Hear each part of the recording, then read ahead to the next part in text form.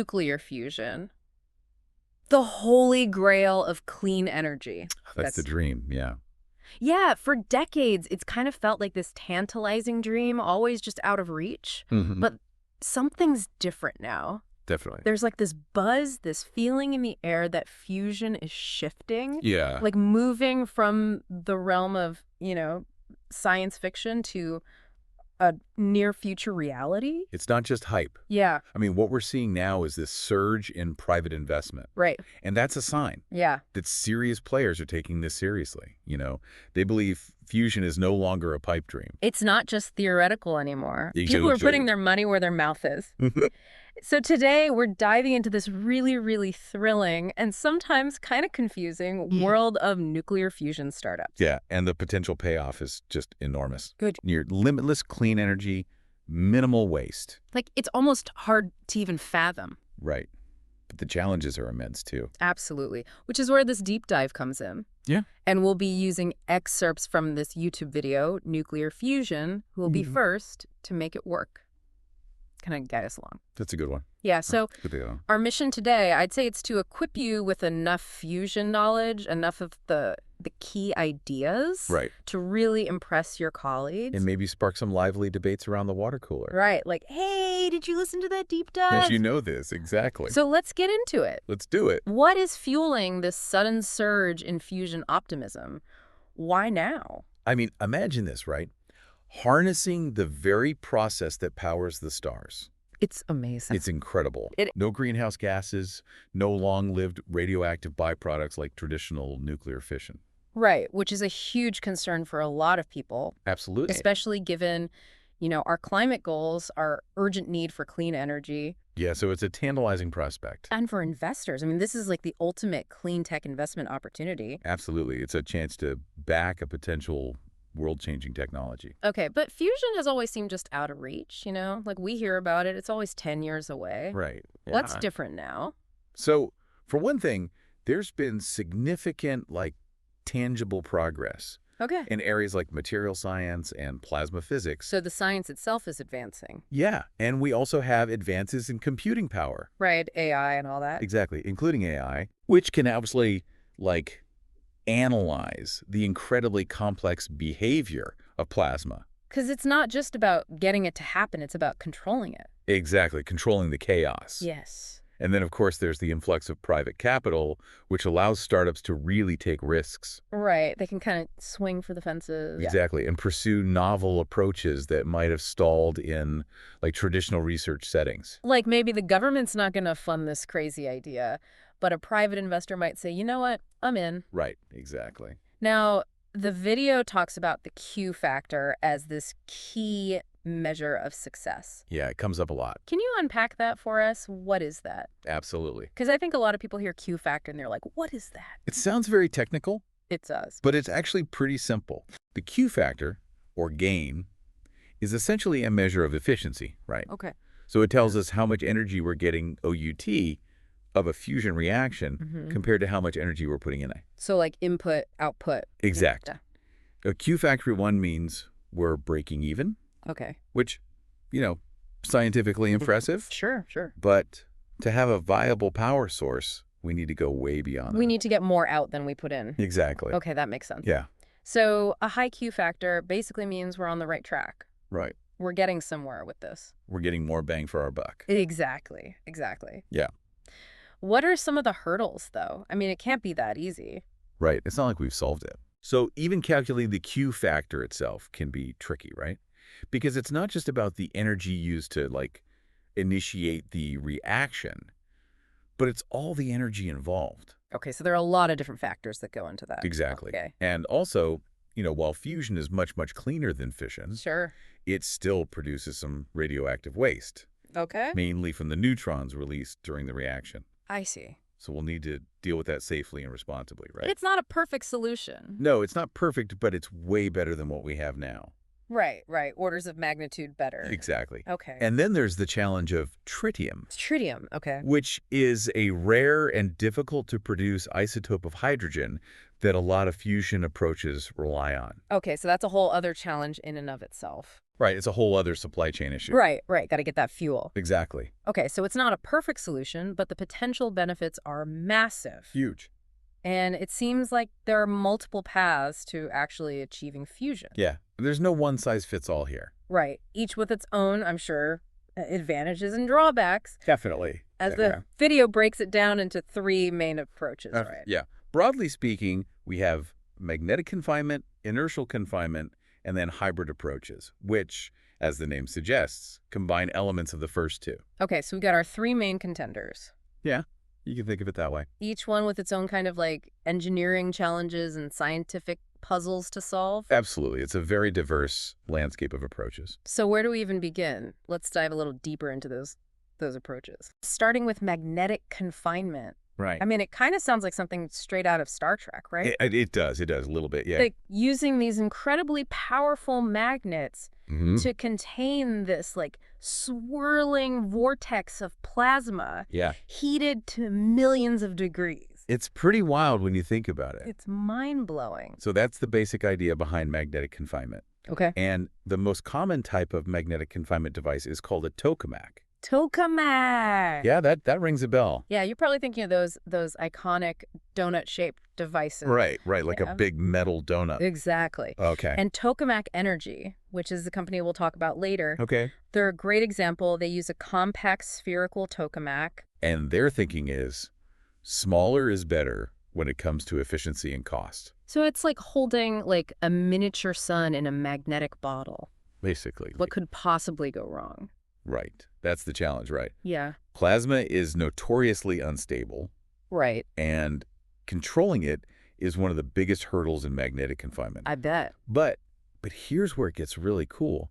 I think researchers are now using AI and machine learning Oh, interesting. to actually, like, predict and control the plasma's chaotic behavior. Wow. So this could be huge, right? Yeah. It could pave the way for, like, real breakthroughs in stability and energy output. So AI could be the key to unlocking magnetic confinement's full potential. It could be, yeah. It's a really exciting area of research. That's amazing. Okay. So we've got our magnetic bottle. We're trying to control the chaos. Yeah.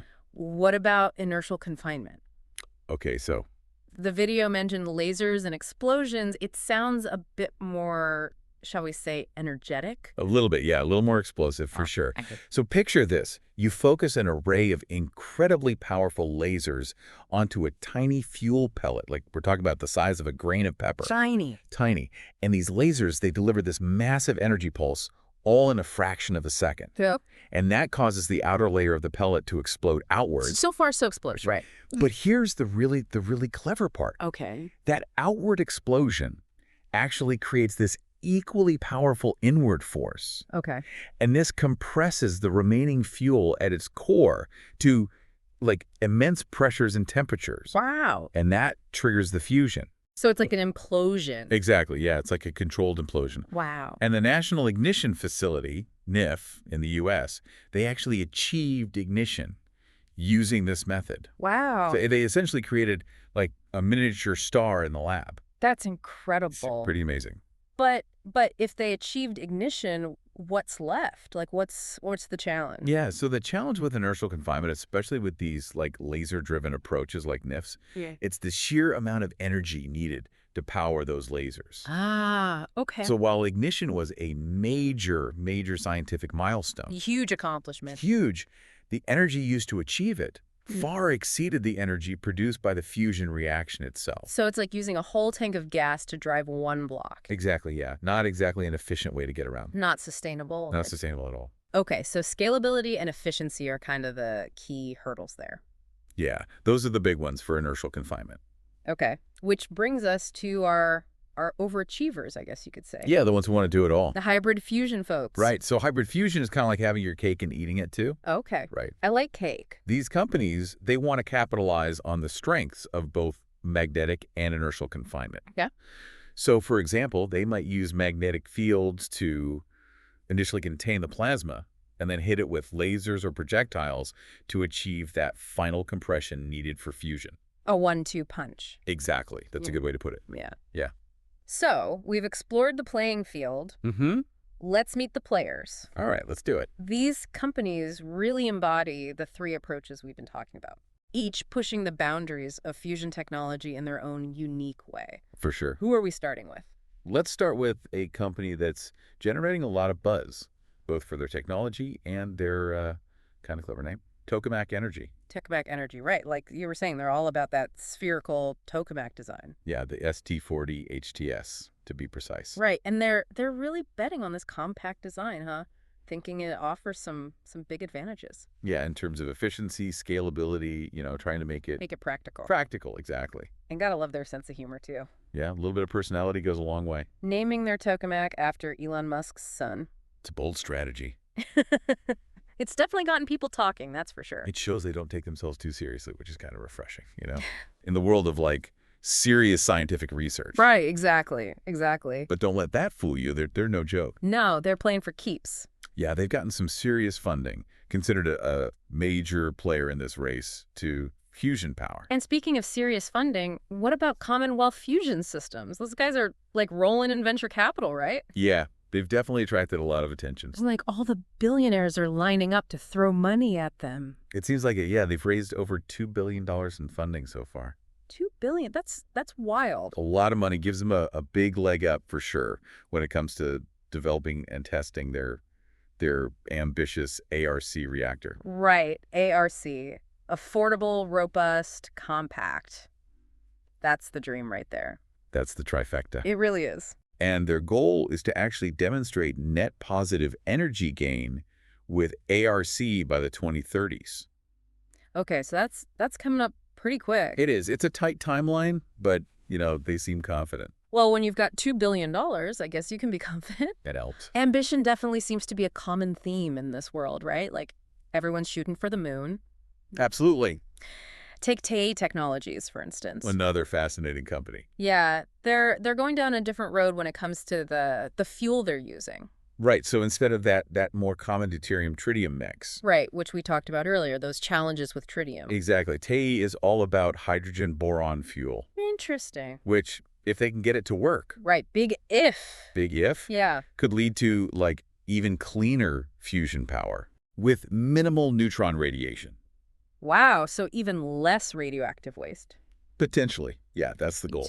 That's amazing. And their Norman machine, right? The one that uses, colliding plasma beams. It's like something out of, I don't know, Star Wars or something. It's pretty sci-fi. It is. Yeah, they're definitely pushing the limits of what we thought was possible. And they've been at it a while, right? Yeah, they've got a long history, actually. Okay. They were originally founded as Tri-Alpha Energy back in 1998. Wow. So they've got that deep bench of experience that few can match. They've been through a few cycles. That's for sure. Okay, so from colliding beams to what's next? Controlled lightning bolts. Basically. That's what Zap Energy is doing. Yeah, they're all about the Z-pinch method. Z-pinch, okay. Yeah, which uses these really powerful electrical pulses to heat and compress the plasma. So it's a simpler approach. It's definitely more brute force, I guess you could say. Just hit it with a bunch of electricity. Basically, yeah. Doesn't make it any less promising, though. No. Sometimes the simplest solutions are the best, right? You never know. You never know. That's the beauty of this field, right? There's no one right answer yet. That's true. And speaking of elegant solutions, okay. First Light Fusion's big friendly gun approach, it's definitely unique. It's out there. It's very creative. Inspired by the pistol shrimps, right? They're using projectiles to create those extreme conditions. Nature knows best, right? That's what they say. They're just mimicking what nature's already figured out. Millions of years of evolution. Can't argue with that. Exactly. And like TAE, they're also looking into these alternative fuels. Which, could be a game changer if they can crack that nut. Yeah, huge implications for waste reduction, all that. Okay, so from the UK to Canada now, our next stop takes us to General Fusion. Right. And these guys have caught the eye of Jeff Bezos, no less. Yeah, when Jeff Bezos takes notice, you know you're onto something. Right. That's a pretty good endorsement. It's a pretty good sign that fusion is becoming a serious contender. Okay, so what's their approach? What are they doing differently? So they're taking a more mechanical approach using steam pistons to compress the plasma. Steam pistons. Okay, interesting. Which they believe is a more practical path to commercialization. So kind of a different way of achieving that same goal. Exactly. It's all about finding the most efficient and scalable way to get there. And it seems like every company has their own little spin on it, right? Their own, like, unique twist. Yeah, it's really a testament to the creativity and the ingenuity in this field. And then finally we have Helion Energy, and they're aiming for something truly, truly groundbreaking. Yeah, they want to generate electricity directly from fusion. Which is wild. That's the dream, right? Like, no more middlemen, no more steam turbines, just pure fusion power. Straight to the grid. It's a bold goal. It is, but if it works, Game changer. so how are they trying to do that? So their technology is centered around a linear accelerator that smashes together plasma beams at these incredibly high speeds. So kind of similar to TAE in a way, but with a different end goal. Yeah, you could say that. They're both working with colliding beams, but yeah, Helion's really focused on that direct energy conversion. And what's their timeline looking like? They're saying a working prototype within the next few years. Okay, so we could see this direct fusion power plant. Potentially, yeah. It's still early days, but it's an exciting prospect. It is. From spherical to tokamaks to projectile fusion. I mean, it's amazing to see all the different approaches out there. It's really inspiring, honestly. Like, there's no shortage of brilliant minds working on this. No shortage of ideas. That's for sure. So with so many different paths to fusion, how do we even begin to, like, evaluate them? Like, which one is most likely to succeed? That's the million-dollar question, right? And honestly, it's still too early to say. Yeah. Each approach has its own, like, strengths and its own set of challenges. Right. They all have their pros and cons. Exactly. And I think ultimately, success will come down to a few key factors. Okay. Like what? Achieving that sustained net positive energy gain. Right. That's the holy grail. Got to prove that it actually works. Exactly. Then demonstrating that it can be scaled up for, like, real-world power generation. Right, because something might work in a lab, but can you actually build a power plant around it? Exactly. And then, of course, doing all of that at a cost that makes economic sense. Right. Got to be able to keep the lights on and not break the bank. Exactly. It's a complex equation, but it's an exciting time to be following this space, that's for sure. Absolutely. And while we may not have all the answers yet, Nope. One thing's certain, the future of fusion power is looking pretty darn bright. It's brighter than ever, I think. There's just this palpable sense of momentum, you know? Like, we're on the verge of something truly transformative. I agree. It feels different this time. It does. It really does. There's a real buzz in the air. Well, this deep dive has really focused on the private sector's role in all of this. Right. The startups, the innovators. But it does kind of beg the question, what about governments? What about international collaborations? That's a good question. What role will they play in shaping this new energy landscape? It's going to take a global effort, that's for sure. Absolutely. What kind of partnerships will we see emerge? What policies will we need to make sure that everyone has access to this technology? Those are the questions we need to be asking. Yeah, it's not just about the science anymore. It's about the bigger picture. It's about the future we want to create. Exactly. And those are definitely questions worth pondering as we navigate this exciting and honestly maybe a little bit uncertain path toward a fusion-powered future. It's an adventure, that's for sure. It is, and we want you to be a part of it, so keep those brains buzzing. And thanks for joining us for another deep dive into the world of tomorrow.